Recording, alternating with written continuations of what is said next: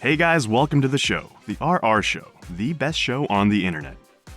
It's your buddy Bert, and today I'm bringing you some irresistibly juicy, malicious compliance stories. Just before we begin, make sure you're following the show, and if you could, it would be awesome if you could leave us a quick review.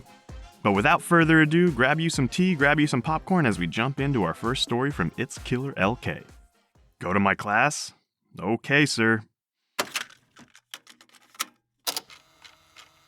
So, I went to one of the government schools in Sri Lanka. 2015, I joined my social media unit as a sound engineer. At first, I was the only sound engineer, and we didn't have a separate club for it. So after a year, I gathered my friends and started a radio club as a sub-club to the main media circle, which then we also had to manage to conduct an annual radio broadcast of my school, after more than 10 years since it was last conducted. You know, a perk of being a member of my school media unit is that you get to break a lot of rules officially. Bring your phone and laptop to school, missing periods, staying overnight at school, and coming to school in inappropriate colors. For the record, in Sri Lanka, government school students have to wear specific white clothes to school, and it's also prohibited to bring electronic items to school.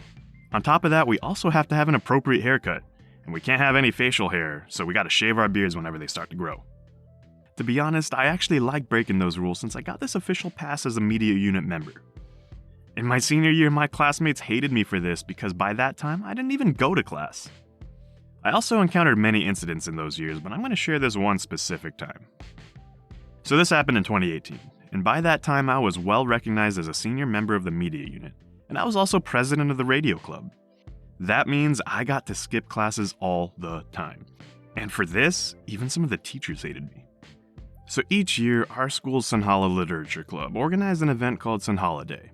The event is usually held in the school auditorium, and if the organizers didn't hire external sound services, they gave it to us. So in the end, my club would manage the sounds for this event. As usual, I got called by our teacher in charge to inform me about managing the sounds for their event. By this time, I also had a trained batch of junior students for the club. So for rehearsals, I assigned them to manage the sounds, while me and a few of my friends decided to manage the sounds on the day of the event, since that was a bigger responsibility. But there was this media competition in another school on the same day.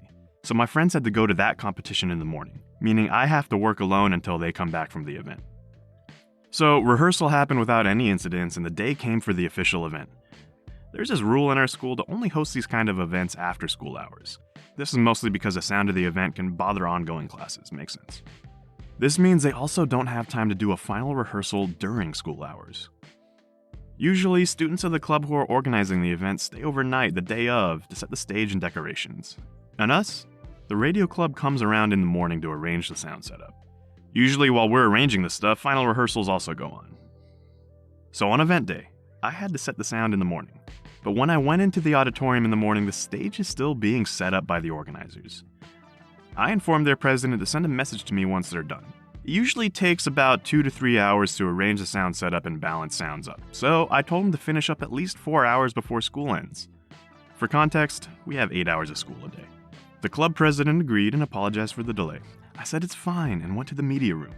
They somehow took more than 5 hours to complete the decorations. When they sent the message to me, I was almost angry, because this means I have to somehow arrange all the stuff by myself in less than 3 hours, because they'll also have to do final rehearsals. But I kept that to myself. I just went to the auditorium and started to arrange the audio setup. Now, I forgot to mention about this teacher who's in charge of the literature club. He teaches Sinhala for junior classes and is well known for his, we'll say, terrible attitude. He easily gets angry and is well known for punishing his students even for the small stuff. So while I was arranging the sound equipment, this teacher came into the auditorium. Usually when these types of events happen, some kids who are not involved come and stay in the backside of the auditorium to skip classes. You know the type. So when this teacher came in and saw these kids, he went and chased them away. I didn't care as much because I'm on official duty in here. So I continued on with my work. After the teacher in charge chased the kids off, he turned to the front of the auditorium to see me just standing on the stage. If I remember right, I was thinking about a way to get cables managed around the decorations. I actually saw him looking at me from the corner of my eyes, looking at me angry.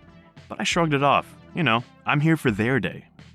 When I was about to go into the media room where we stored the sound equipment, he shouted, "Hey, you!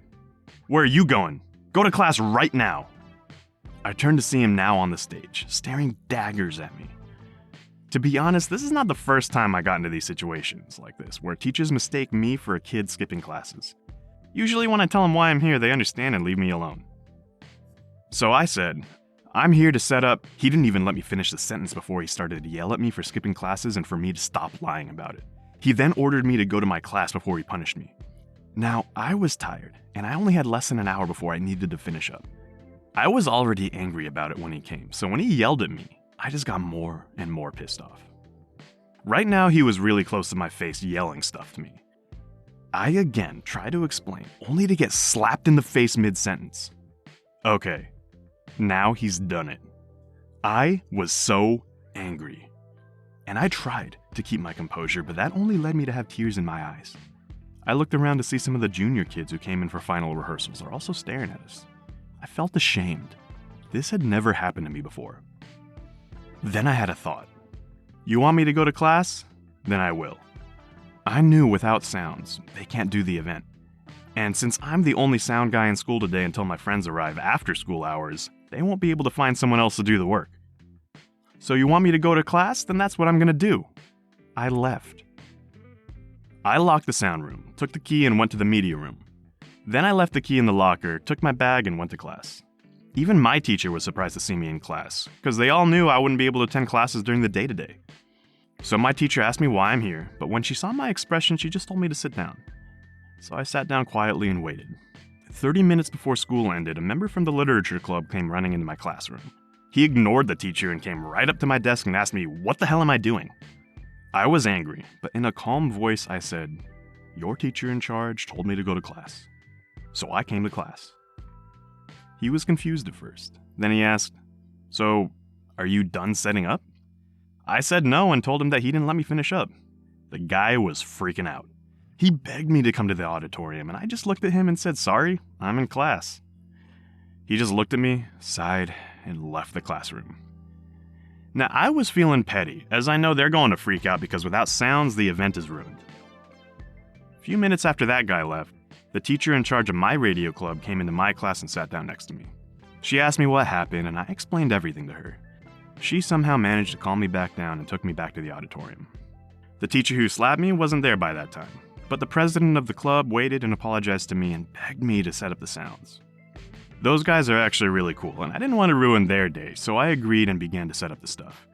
The president of the club even sent a few organizers to help me out, so I managed to set things up and balance the sounds just a few minutes before the rest of the school arrived. Then my friends came back and took over as I was really tired by that time. I also informed them about what happened and they got angry too, and I told them, hey, just do your best. I took a half-hour nap in the media room and came back. The event went okay. There were a few technical issues as I didn't get to check everything, but nobody blamed me. Their teacher in charge was there too, but he didn't even make eye contact with me. Our next one is from user A Quiet Borderline. Get your manager here so we can talk about your manners? That equals have fun looking for a new job. So my dad had a compactor-related story here. Seems fitting that I would have my own to add. My company takes safety very seriously, to the point we have safety briefings on a regular basis to keep us updated. Yesterday we had a talk on compactor safety.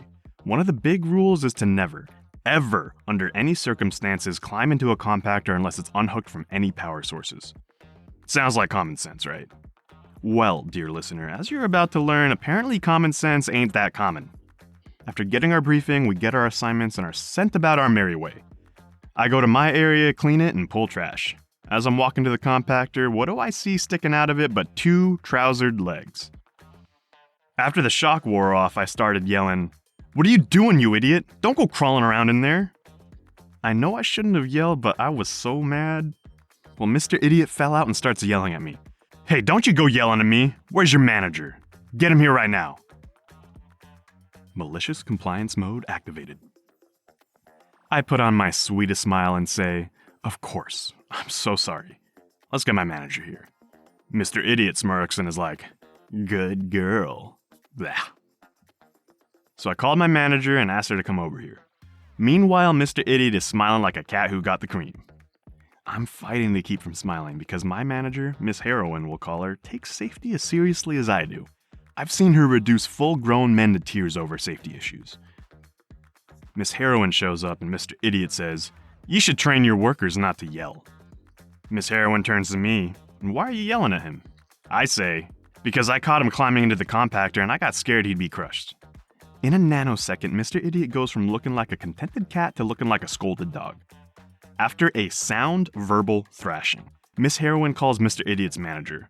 Within 30 minutes, Mr. Idiot was clearing out his desk, still smelling of garbage.